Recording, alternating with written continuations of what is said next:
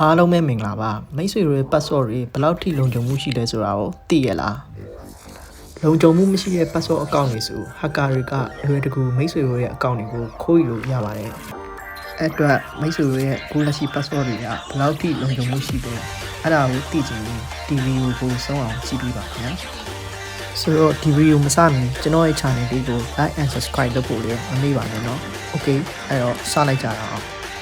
ပထမဦးဆုံး home browser တွေကိုပြင်ဝင်မယ်ပြီးရင် security.org ဆိုပြီးတော့ရိုက်ရှာလိုက်မယ်ပြီးရနဲ့ဒီလိုကြာလာမယ်ပြီးဆိုတာနဲ့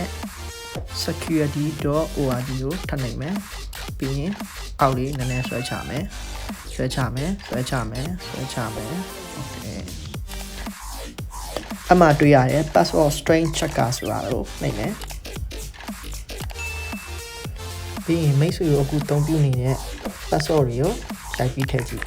social media password တွေလည်းရတယ်တခြားသော password တွေလည်းရတယ်ကျွန်တော် Facebook password ကိုကျွန်တော်ရိုက်ထည့်ကြည့်ကျွန်တော်ရဲ့ password strong ဖြစ်မှုဟာ22 million ရှိတယ်အဲ့အတွက် hacker တွေကကျွန်တော်ရဲ့ password တွေကိုလွယ်တကူယူဖို့ဆိုတာရမ်းခက်ခဲပါတယ်မိတ်ဆွေတို့လည်းမိတ်ဆွေတို့ရဲ့ password တွေကဘယ်လောက်ထိ strong ဖြစ်တယ်တကယ်လို့ strong မဖြစ်ဘူးဆိုရင်တော့အခုကလေးကနေမိတ်ဆွေတို့ password ကိုချိန်ထားတင်ဖို့လိုအပ်ပါတယ်ဒါမှလည်းမိတ်ဆွေတို့ရဲ့ password တွေကလုံခြုံမှုရှိနေမှာဖြစ်ပါတယ်လုံခြုံမှုမရှိတဲ့ account တွေကတော့လော့ကြတာကိုယ့် account ကို hacker တွေကလွယ်တကူဝင်ရောက်ခိုးယူတာတို့ဖြစ်နိုင်ပါတယ်